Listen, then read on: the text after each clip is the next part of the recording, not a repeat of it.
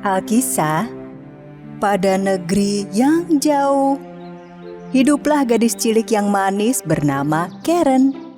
Ia tinggal bersama ibunya pada sebuah rumah mungil dan ia adalah anak yang riang.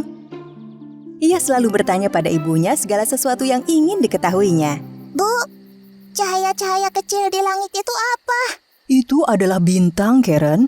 Tiap orang yang hidup di bumi akhirnya berubah menjadi bintang dan bersinar di langit selamanya. Karen hanya punya sebuah mainan, satu pakaian, dan sepasang sandal kayu yang dipakainya jika pergi. Sandal kayu buatan ibunya itu tidak nyaman. Namun, hanya sandal itu yang ia punya. Suatu hari, ibu Karen jatuh sakit.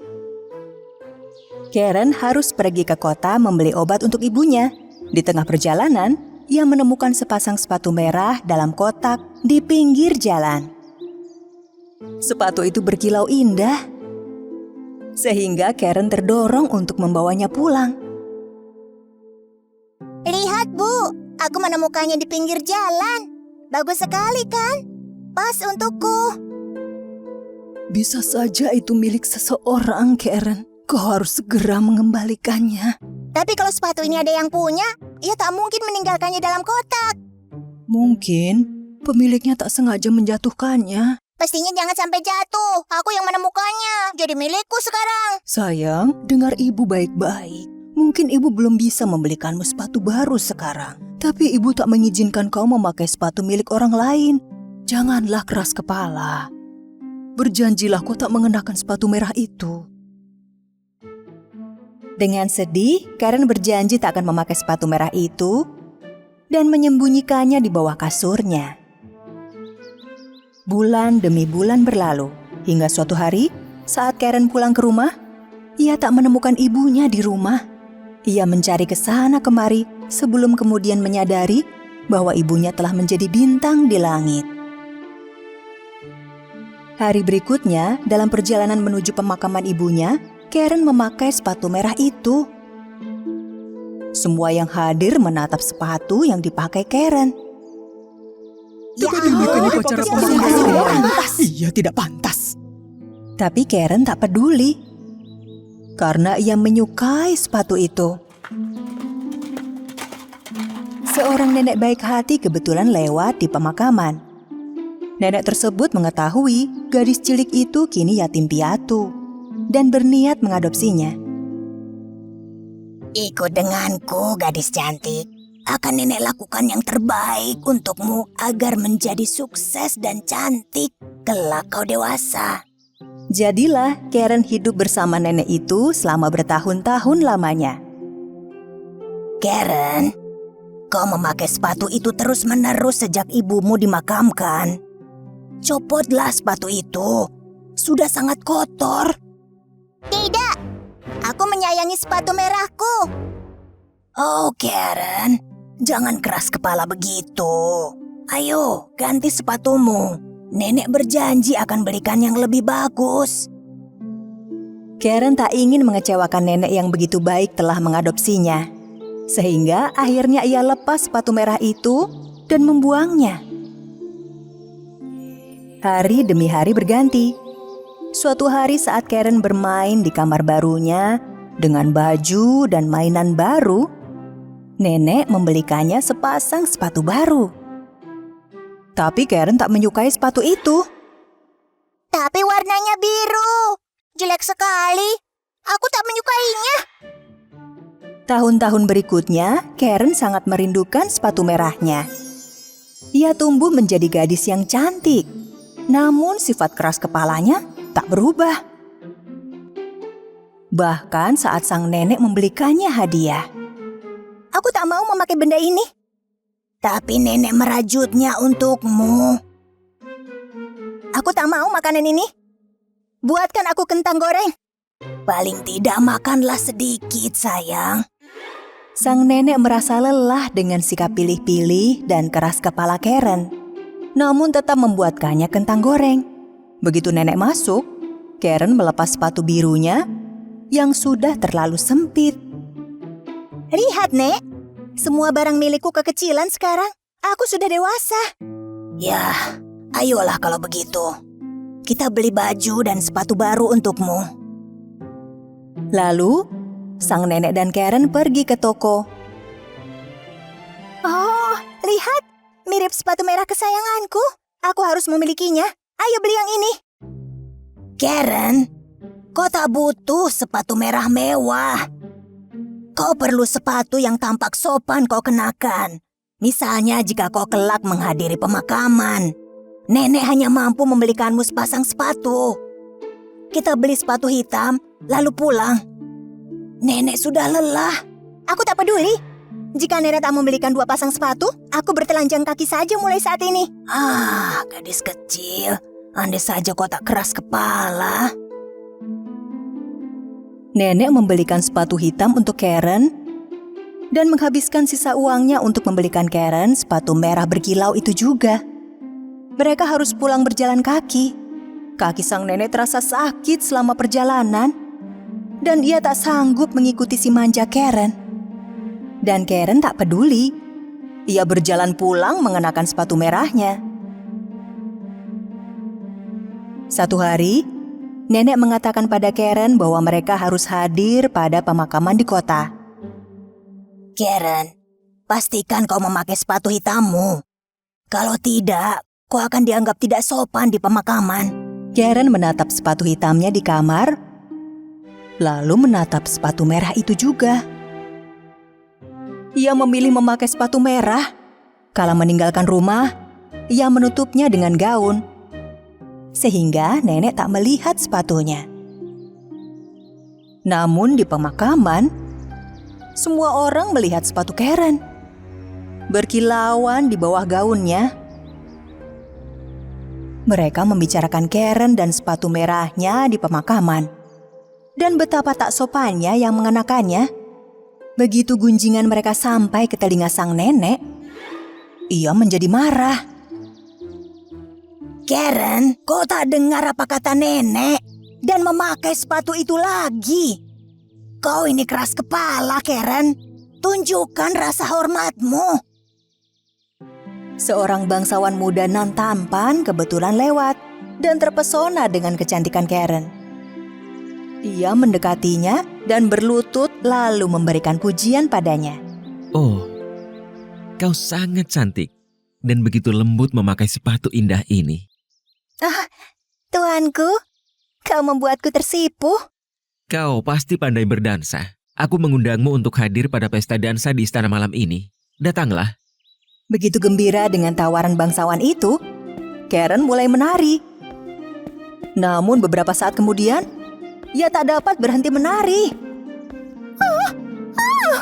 Mengapa aku tak bisa berhenti menari? Apa yang terjadi?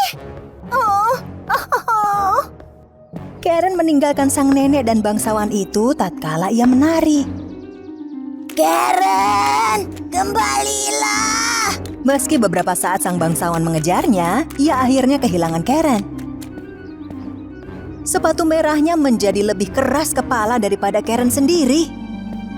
Sepatu itu membawanya hingga ke puncak gunung dan membuatnya terus menari siang malam selama 3 hari. Kaki Karen terasa sangat sakit, sehingga ia berteriak tiap kali melangkah. Meski terjatuh di lumpur dan duri-duri tajam menancap, sepatu itu tetap menari. Cukup. Aku sangat lelah. Aku tak akan bersikap keras kepala lagi. Aku berjanji. Berhentilah. Tolong berhentilah. Berhenti. Begitu Karen berjanji tak akan keras kepala lagi, sepatu merah terlepas dari kakinya dan Karen terjatuh ke tanah.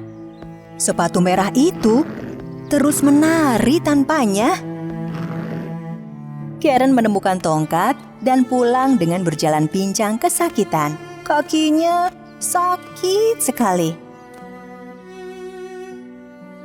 Ia menangis bahagia begitu melihat rumahnya. Sang nenek menyambutnya di depan pintu. Mereka pun berpelukan. Aku tahu aku keras kepala. Namun aku berjanji tak akan seperti itu lagi, Nek. Begitu Karen mengubah sikapnya, keadaan menjadi lebih baik. Satu hari, seseorang mengetuk pintu. Ia adalah sang bangsawan tampan. Karen, akhirnya kita bertemu. Aku berusaha mengejarmu, tapi kau menari begitu cepat. Bagaimana kau melakukannya? Karen gembira melihat kehadiran bangsawan muda nan tampan itu. Saat itulah cinta Karen dan bangsawan muda bersemi. Begitu meninggalkan sikap keras kepalanya, Karen hidup dengan lebih tenang dan bahagia.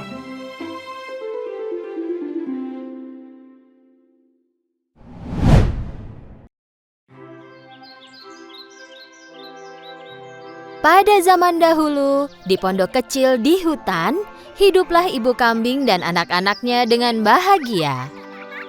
Anak-anak kambing itu sangatlah lucu. Mereka terlihat seperti mainan. Ibu kambing, seperti ibu lainnya, mencintai anak-anaknya. Dia melindungi mereka dari hewan liar di hutan. Satu hari, sebelum pergi mencari makanan, ibu kambing memanggil semua kambing dan berkata, "Anak-anakku sayang, aku akan pergi ke hutan. Jangan bukakan pintu untuk siapapun. Jika serigala masuk ke rumah, dia akan memakan kita semua hidup-hidup. Dia sangat licik, dia akan menyamar menjadi apapun dan mencoba menipu kalian." Jadi bagaimana kami akan mengenalinya?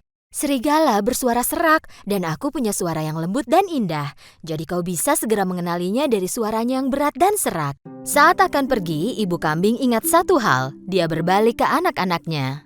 Satu lagi, kaki serigala berwarna hitam dan aku putih. Kalian juga bisa mengenalinya dari kakinya. Jangan khawatir, Bu. Kami bisa menjaga diri sendiri. Kami bisa diandalkan. Ibu kambing mencium anak-anaknya satu persatu, lalu pergi ke hutan. Serigala mengawasi mereka dari jauh.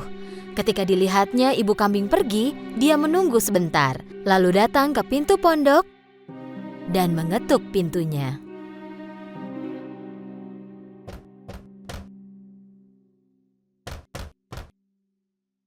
Siapa itu? Anak-anak, buka pintunya. Ibumu di sini. Aku membawakan makanan enak untuk kalian. Tetapi anak-anak kambing langsung mengenali suara serak serigala. Tanpa membuka pintunya, mereka berteriak, Kau bukan ibu kami. Suara ibu kami manis dan lebih indah. Kau adalah serigala. Kau tak bisa menipu kami. Serigala sangat marah karena tak bisa menipu anak-anak kambing. Jadi dia pergi ke toko, membeli kapur besar dan memakannya. Kini suaranya terdengar jadi lebih lembut. Lalu dia kembali ke pondok dan mengetuk pintu lagi. Kali ini, serigala mulai berbicara dengan suara lembut. Anak-anakku, buka pintunya. Ini ibu kalian. Aku bawakan makanan dari hutan untuk kalian. Mendengar suara lembut serigala, anak kambing pikir itu benar-benar ibu mereka. Tepat saat mereka akan membuka pintu, salah seorang dari mereka berteriak, Tunggu! Mari kita periksa kakinya dari bawah pintu." Tentu saja mereka melihat kaki hitamnya serigala dari bawah pintu. Mereka pun berteriak lagi tanpa membuka pintu. Kami tak akan membukakan pintu untukmu. Kaki ibu kami tidak hitam. Warnanya putih. Kau pasti serigala. Dengan sangat marah, serigala pun pergi. Kali ini dia pergi ke toko roti. Ketika tukang roti melihat serigala di hadapannya, dia sangat kaget. Aku sekarang vegetarian, jadi aku hanya makan pasta. Boleh ku minta tepung? Serigala keluar dari toko roti dengan sekantung tepung. Saat mendekati pondok, dia membuka kantung dan menuang seluruh tepung ke kakinya. Sekarang kakinya putih semua. Serigala licik itu mengetuk pintu pondok untuk ketiga kalinya. Anak-anakku, buka pintunya. Ini ibu kalian. Aku membawakan makanan untuk kalian dari hutan. Tunjukkan dulu kakimu, jadi kami tahu kalau kau ibu kami. Serigala menunjukkan kakinya yang dilumuri tepung. Saat anak-anak kambing melihat kakinya, mereka percaya bahwa itu ibu mereka, lalu membukakan pintu. Dan apa yang mereka lihat? Serigala berdiri tepat di hadapan mereka. Anak kambing tidak tahu harus berbuat apa. mereka mulai berlarian, berteriak. Tidak usah lari, akan kutangkap kalian semua. Salah satu anak kambing sembunyi di kolong meja, yang kedua masuk ke kolong tempat tidur. Yang ketiga pergi ke cerobong asap. Yang keempat sembunyi di dapur. Yang kelima masuk ke dalam lemari. Yang keenam sembunyi di balik gorden. Dan anak kambing ketujuh masuk ke dalam jam raksasa di dinding. Tapi serigala licik sangatlah cepat, dan satu persatu dia menangkap semua anak kambing. Kemari, jangan lari, akan kutangkap kalian semua. Stop!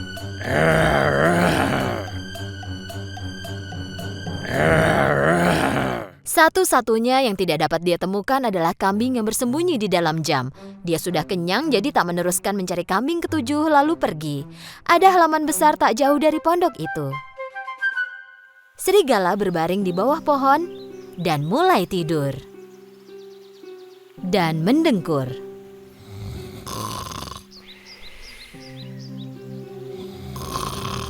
Tak lama kemudian, ibu kambing pulang. Saat dia lihat pintu terbuka, dia tahu ada hal buruk terjadi dan mulai berteriak. "Ah, anak-anakku!" Saat masuk, ibu kambing terkejut.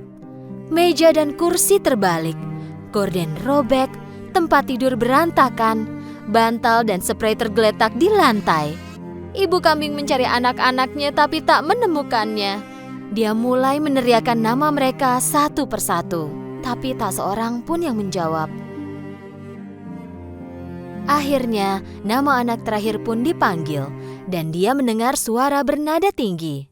"Aku di dalam jam besar, Ibu!" Ibu kambing berlari ke jam besar dan mengeluarkan anaknya. Ibu kambing dan anaknya berpelukan. Anak kambing itu mulai bercerita sambil menangis. "Serigala datang menyamar. Kami pikir itu ibu, lalu membukakan pintu. Dia memakan semua saudaraku."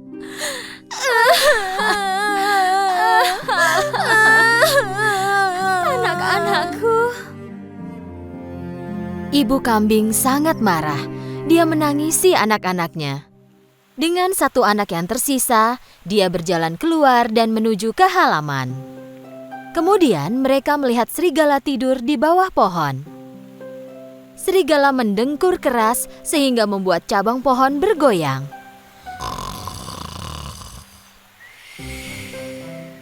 Ibu kambing mengamati serigala. Dia sadar bahwa di dalam perut serigala ada sesuatu yang bergerak. "Ya ampun, apa itu anak-anakku ada di dalam perutnya dan mereka masih hidup?" Ibu kambing menyusun rencana dan berkata ke anaknya, "Larilah ke rumah dan bawakan jarum, benang, dan gunting."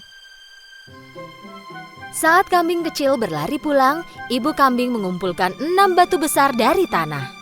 Kemudian kambing kecil kembali dengan jarum, benang, dan gunting besar. Ibu kambing menggunting perut serigala. Dia segera melihat anak-anaknya. Lalu yang lain pun kelihatan satu persatu. Mereka semua sehat. Ibu kambing tak bisa menahan diri karena gembira.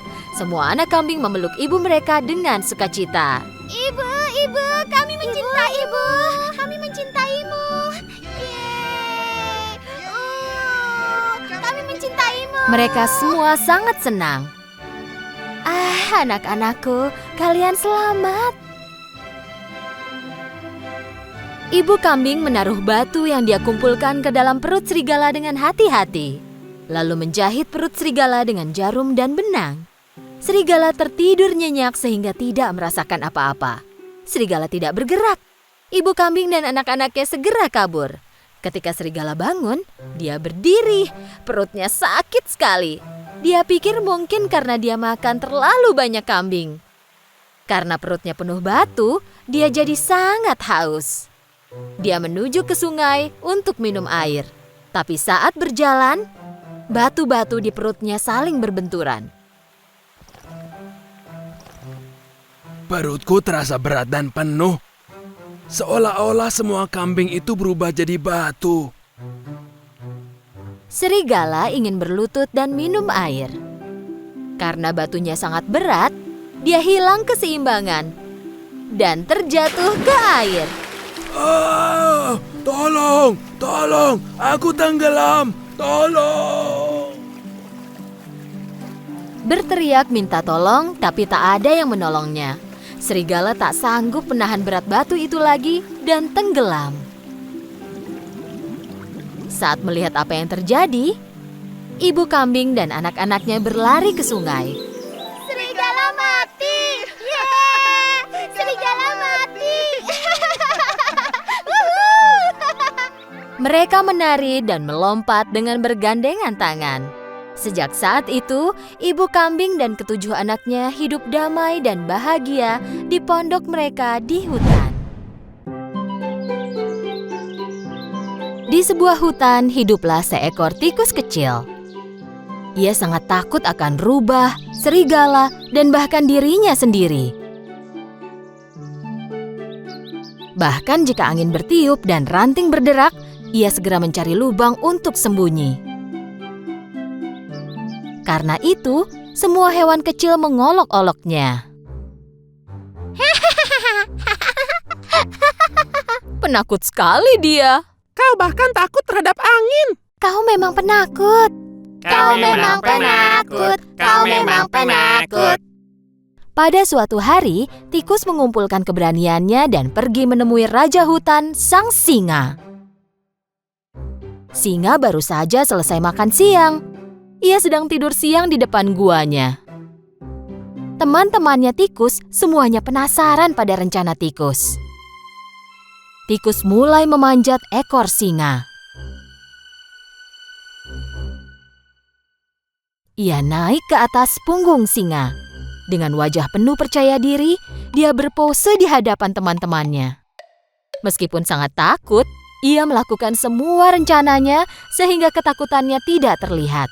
Tepat pada saat itu, singa bangun.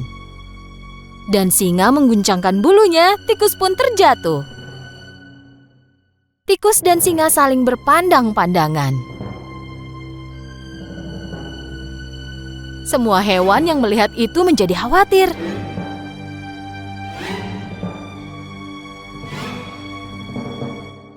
Oh tidak, singa akan menelan tikus itu. Nekat sekali, berani sekali. Apa yang kau lakukan di punggungku?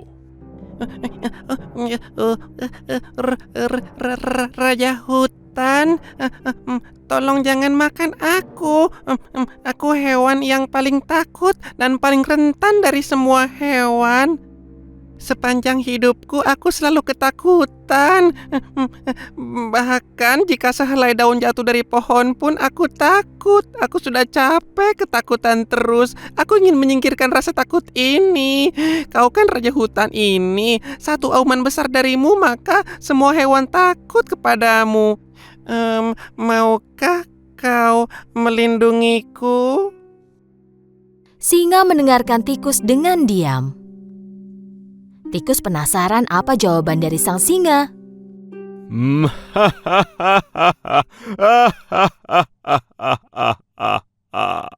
Dan kenapa aku harus menolongmu?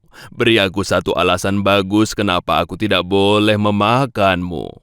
Bantuanmu akan kubalas, aku janji. Mungkin satu hari nanti aku akan membantumu. Begitu tikus selesai menyampaikan permohonannya, singa mengaum dengan sangat keras. Bagaimana tikus kecil sepertimu akan bisa membantuku? Tapi karena melihat tikus kecil itu gemetar, singa memutuskan untuk tidak memakannya. Untunglah aku sudah kenyang. Sekarang pergilah dari hadapanku. Tikus pun lari dan menjauh dari sana. Melihat kejadian itu dari kejauhan, teman-teman tikus ikut terkejut. Beberapa waktu telah berlalu, singa merasa lapar dan mulai berjalan menjelajahi hutan. Tetapi ia tidak memperhatikan jebakan pemburu dan ia tertangkap. Ia tergantung di udara dalam sebuah jaring besar. Ia mencoba membebaskan diri dari jaring itu, tetapi tidak bisa. Ia adalah raja hutan, jadi jika berteriak minta tolong, ia akan dipermalukan. dan seluruh pemburu akan mendengarnya lalu akan cepat-cepat menangkapnya. Tak punya pilihan, singa mulai menunggu. Sementara itu, hewan lain yang tinggal di hutan memperhatikan sang singa. Tapi tak seorang pun yang berani mendekatinya. Ketika lewat, tikus kecil melihat singa dan memutuskan untuk menolongnya. Tikus langsung pergi ke samping singa. Tikus mulai memanjat ekor singa yang panjang dan saat mencapai jaring, ia mulai menggigit jaring itu.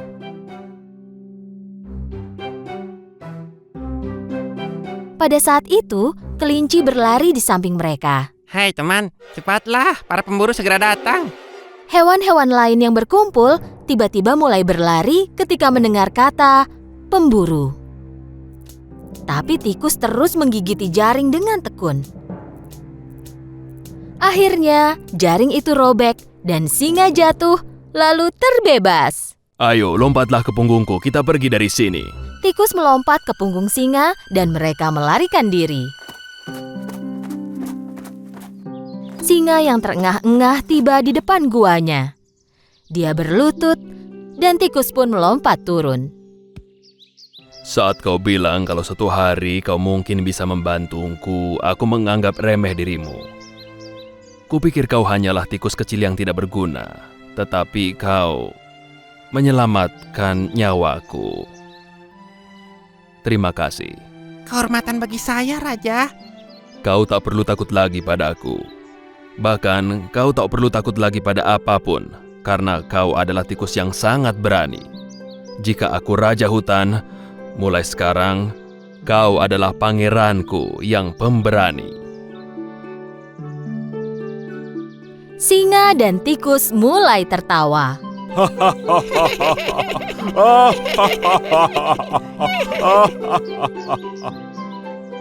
Semua hewan yang menyaksikan kejadian itu dari jauh mulai keluar dan bertepuk tangan untuk tikus pemberani itu.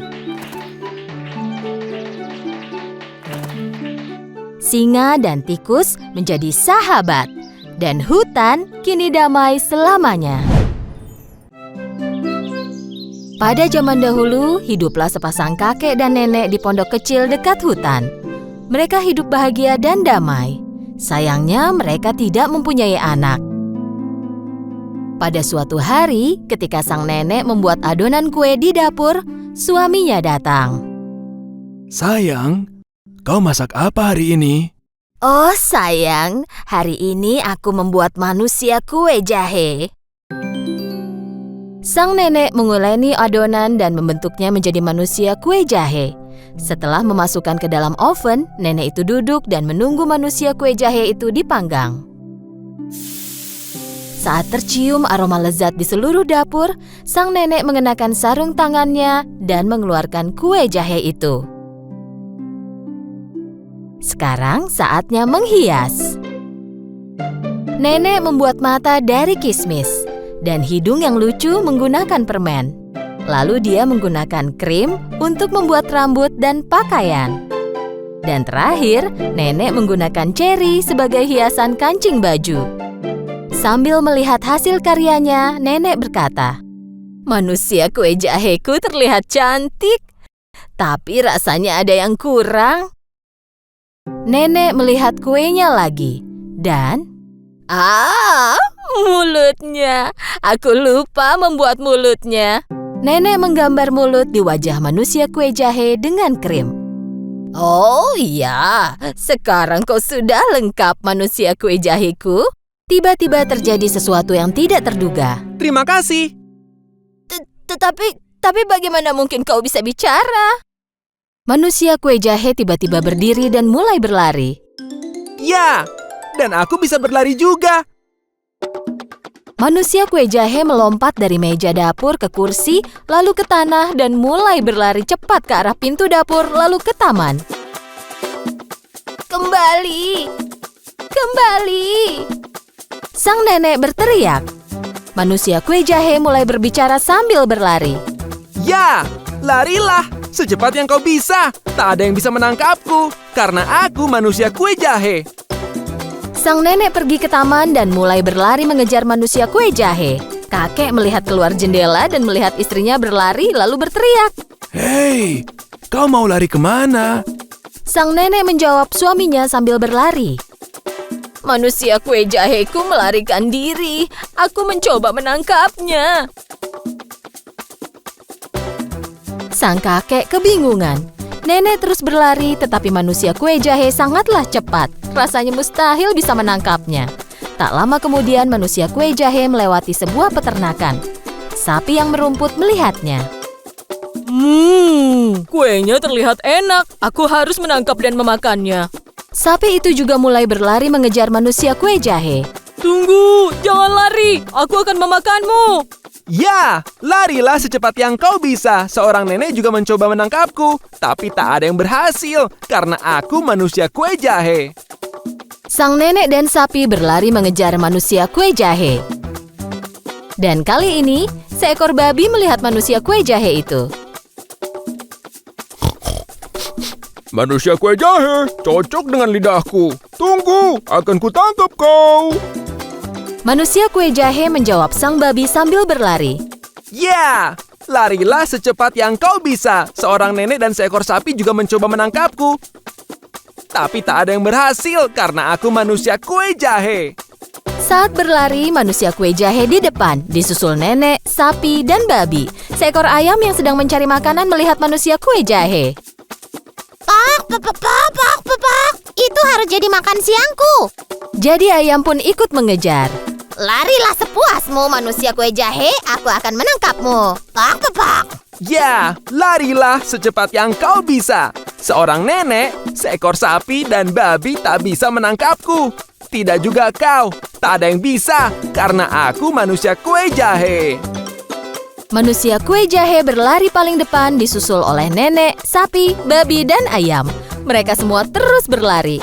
Tetapi manusia kue jahe semakin jauh di depan yang lain. Manusia kue jahe sangat senang dan bangga akan dirinya sendiri.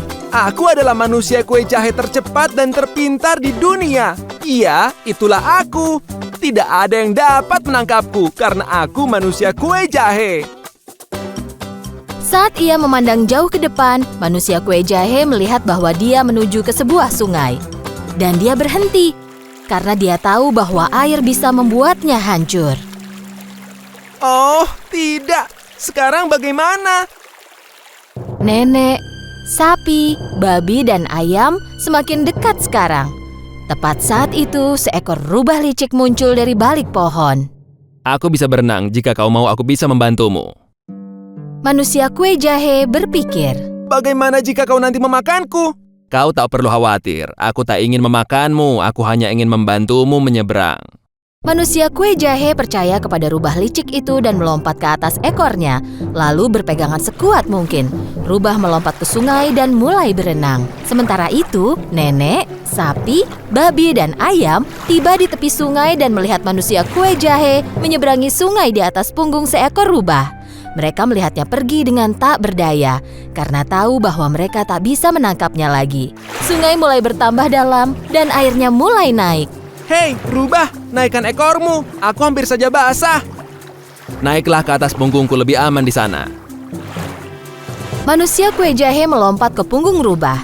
Mereka berenang, tetapi air sungai bertambah dalam. Punggung rubah mulai tenggelam di dalam air.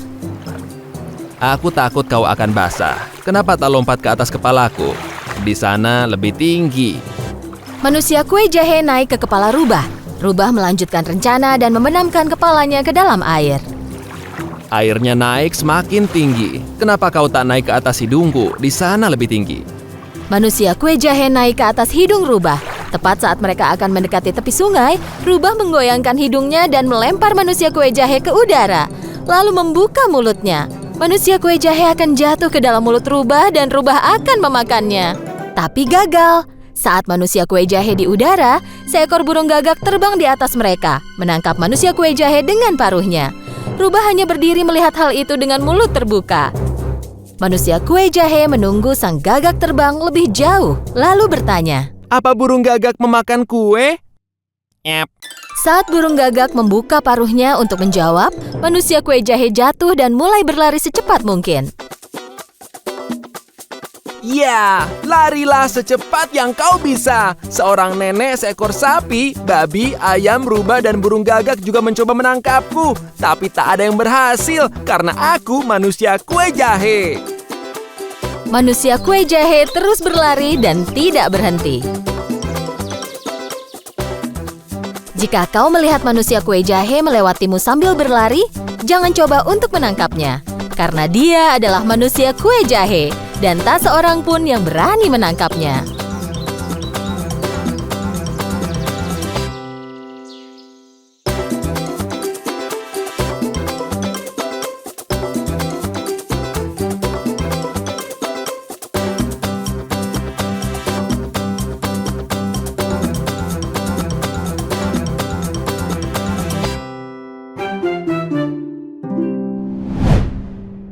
Pada zaman dahulu di negeri yang jauh, hiduplah seorang penyihir yang sangat sedih. Alasan kesedihannya adalah dia tak akan bisa punya anak. Akan tetapi, jika dia punya anak, dia akan bisa meneruskan rahasia dan kekuatannya kepada anak itu. Jadi dia membulatkan tekad. Dia akan mengambil bayi perempuan pertama yang lahir untuk dibesarkan sebagai putrinya. Sihir jahat harus menguasai seluruh dunia. Tidak jauh dari tempatnya tinggal, hidup pasangan suami istri petani. Satu hari, sang suami dikejutkan dengan kabar luar biasa. Istrinya menyampaikan kabar baik. Kita akan punya bayi. Sayangnya kebahagiaannya tidak bertahan lama. Istrinya jatuh sakit. Semakin hari, berat badannya semakin turun. Jika dia tidak segera sembuh, dia akan kehilangan bayinya. Suaminya mencoba setiap obat dan herbal berkhasiat yang ada di sana, tetapi tidak membuatnya sembuh. Dokter terakhir mengatakan bahwa hanya ada satu cara agar istrinya bisa sembuh. Ada seorang penyihir jahat. Dialah satu-satunya yang memiliki herbal berkhasiat ini. Dia satu-satunya orang yang bisa membantumu. Sang suami mengumpulkan keberaniannya dan pergi ke istana penyihir. Ia mengetuk pintu. Mengetuk pintuku tanpa takut? Kau pasti punya hal penting. Istriku sakit dan semakin parah. Kudengar kau punya obat terbaik untuk situasi kami sekarang. Benarkah? Dan kenapa aku harus menolongmu? Kumohon, jangan tolak permintaanku. Istriku sedang hamil. Jika kau tak menyembuhkannya, aku akan kehilangan mereka berdua. Setelah mendengar situasinya, penyihir berubah pikiran dan memutuskan untuk membantu. Jika begitu, aku akan membantumu. Penyihir memberikan herbal penyembuh. Berikan selembar daun herbal ini kepada istrimu setiap hari. Kau akan lihat dia sembuh. Pria muda itu kini sangat bahagia. Dia berlari pulang. Istrinya memakan selembar daun setiap hari. Dia mulai sembuh dan berat badannya pun kembali. Tetapi herbal yang penyihir berikan habis beberapa hari kemudian. Penyakit wanita muda itu datang kembali. Kali ini semakin parah dalam waktu singkat. Tidak punya pilihan lagi, sang suami mengetuk pintu penyihir dengan ramah. Penyihir tahu bahwa dia akan kembali. Dia mengeluarkan sekantong benih. Ini adalah benih tumbuhan yang menyembuhkan istrimu. Kau ambillah benih ini dan tanam di kebunmu, dan kau akan bisa menyelamatkan istri dan anakmu. Tapi, aku punya satu syarat. Jika bayimu perempuan, kau akan berikan dia kepadaku. Aku tak akan pernah bisa menerima tawaran itu. Terserah kau saja. Penyihir menutup pintu di depan wajah sang suami. Dia kembali pulang dengan sedih. Dia tak bisa berkata apapun kepada istrinya. Hari berganti dan kondisi istrinya semakin buruk. Bayi dalam kandungannya kini dalam bahaya. Pria muda itu sulit tidur sekarang. Jika dia tak menerima tawaran penyihir, dia akan kehilangan istri dan bayinya. Tetapi jika dia menerima tawaran itu dan ternyata punya bayi laki-laki, istri dan putranya akan selamat. Jadi dia membulatkan tekad dan menuju istana penyihir. Dia menerima tawaran penyihir dan kembali pulang dengan sekantong benih. Dia menanam benih yang diberikan penyihir. Benih itu tumbuh dalam periode waktu yang sangat singkat. Pria muda itu membantu istrinya memakan daun yang dia tanam. Hari berlalu dan istrinya semakin baik. Dia telah pulih total dan melahirkan bayi yang sehat. Tetapi pria muda itu kini ketakutan. Ini bayi perempuan yang cantik. Pada hari yang sama, mereka mengadakan perayaan besar di istana raja. Ratu melahirkan seorang bayi laki-laki. Raja senang sekali karena kini dia punya pangeran yang dapat memimpin negara. Rakyat sangat mencintai raja dan ratu yang baik hati itu. Tak seorang pun yang tahu bahwa satu hari nanti kehidupan kedua bayi ini akan bersinggungan. Kebahagiaan suami dan istri itu tidak berlangsung lama. Pada hari yang sama, penyihir datang dan meminta bayi tersebut. Pasangan itu menyerahkan bayi mereka sambil menangis dan mengucapkan salam perpisahan. Oh, bayiku sayang. Dia kini milikku, tapi jangan khawatir, aku akan mengurusnya dengan baik. Dan aku akan menamainya Rapunzel. Penyihir membawa bayi itu ke menara. Menara ini tersembunyi di hutan yang lebat. Penyihir menaiki tangga ke puncak menara. Mereka tiba di kamar di lantai teratas. Penyihir menempatkan bayi itu di buayan. Rapunzel, bayiku yang cantik.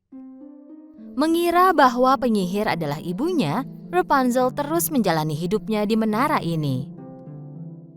Saat siang hari, ia akan turun dari menara untuk bermain di halaman depan, dan pada malam hari, dia akan kembali ke atas ke kamar kecilnya di puncak menara. Penyihir tidak pernah menggunting rambut Rapunzel. Dia menyisir rambut Rapunzel setiap hari. Gadis kecil itu sangat menyukainya. Tahun pun berlalu. Rapunzel kini telah besar dan menjadi remaja. Pada suatu hari, penyihir mendekati menara dan memanggil Rapunzel. Rapunzel, putriku, turunkan rambut emasmu. Rapunzel menurunkan rambut emasnya. Rambutnya dapat mencapai dasar sekarang. Bagus sekali. Penyihir naik ke atas tangga menara. Lalu berdiri di puncak tangga dan mulai membisikkan kata ajaib. Tiba-tiba, anak tangga mulai runtuh. Tidak ada mantra di dunia yang bisa membuat anak tangga ini bersatu kembali.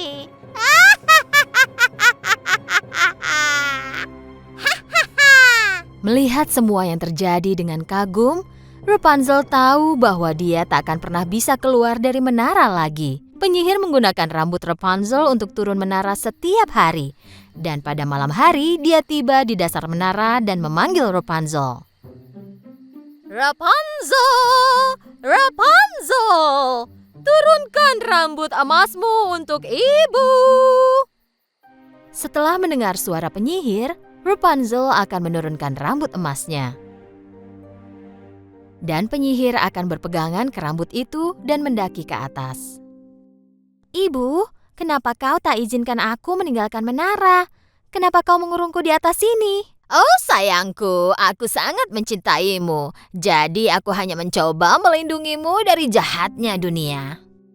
Rapunzel menghabiskan sepanjang harinya dengan bernyanyi dan berbicara dengan burung yang mengunjunginya.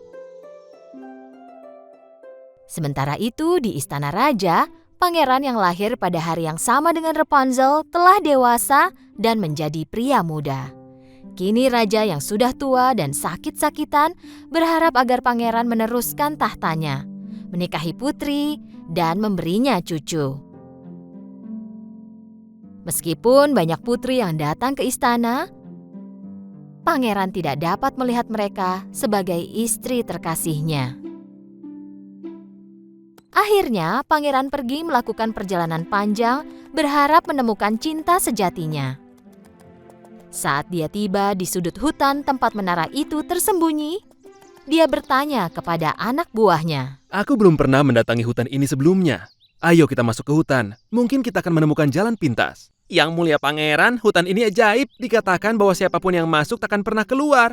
Kau sendiri yang mengatakannya, itu mungkin hanya rumor. Ayo kita buktikan sendiri. Pangeran dan anak buahnya memasuki hutan. Pangeran penuh percaya diri, tetapi anak buahnya tidak terlalu yakin. Tak lama, menara tempat Rapunzel tinggal pun terlihat. Kemudian mereka mendengar suara nyanyian Rapunzel.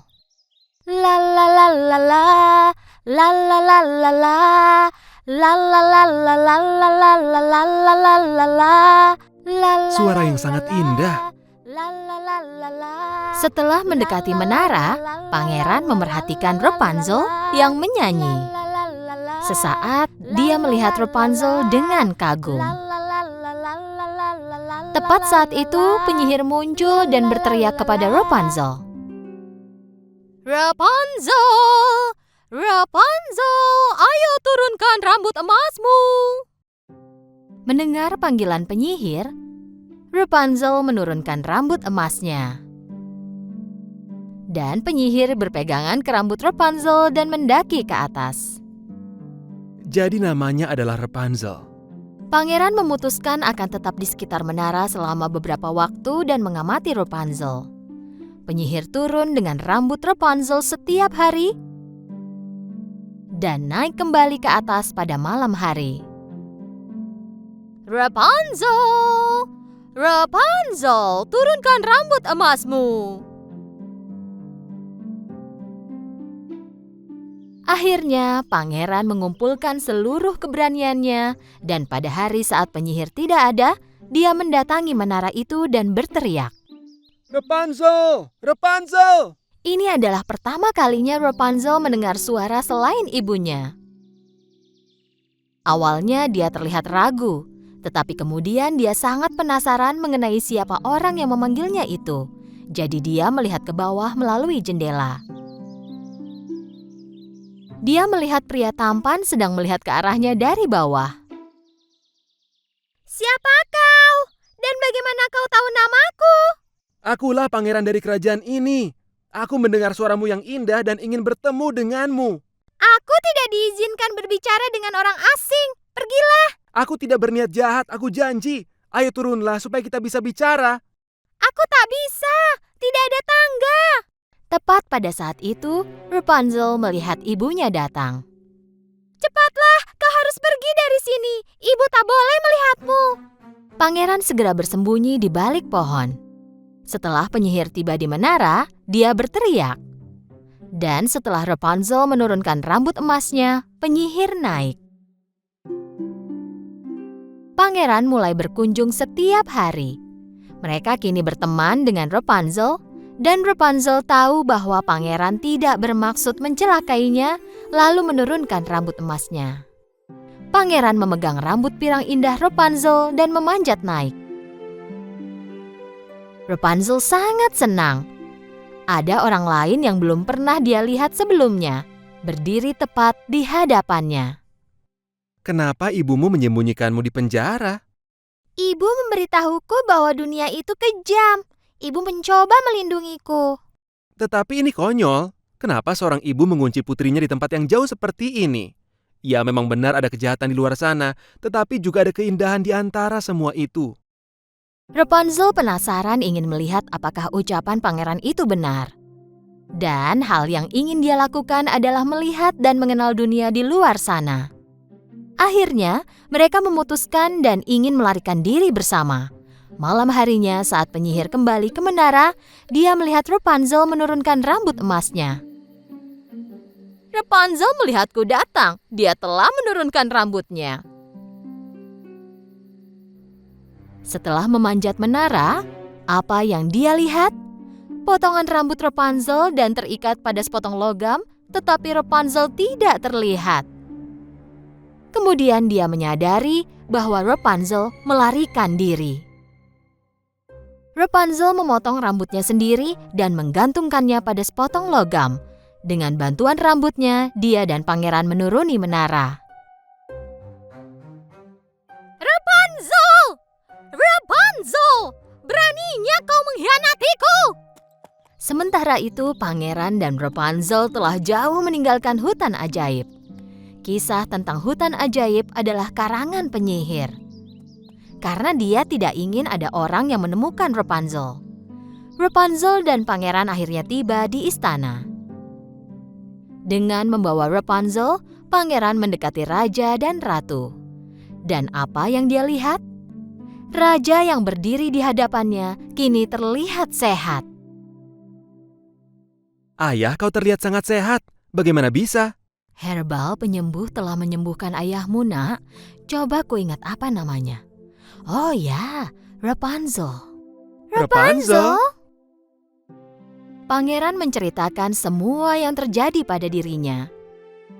Lalu raja memberitahukan bahwa pasangan tua telah memberikan herbal itu dan mulai bercerita tentang penyihir jahat dan kemalangan yang dilakukannya kepada pasangan tua itu dengan membawa bayi mereka saat lahir. Pangeran dan Rapunzel pergi ke rumah pasangan tua itu. Setelah sang istri melihat gadis berambut emas ini, dia tahu bahwa itu adalah bayinya Rapunzel yang telah diambil darinya. Putriku, putriku, akhirnya aku menemukanmu.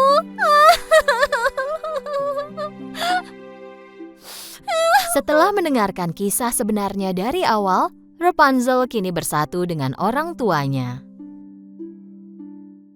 Tak lama kemudian, pangeran dan Rapunzel menikah, dan mereka hidup bahagia selamanya. Lalu, apa yang terjadi dengan penyihir yang terjebak di menara? Raja menangkap penyihir itu dan mengurungnya di atas menara, dan menempatkan penjaga di dasar menara agar dia tidak dapat melarikan diri. Bersamaan dengan itu, kekuatan sihir dan semua rahasia terdalamnya menghilang. Adi se baba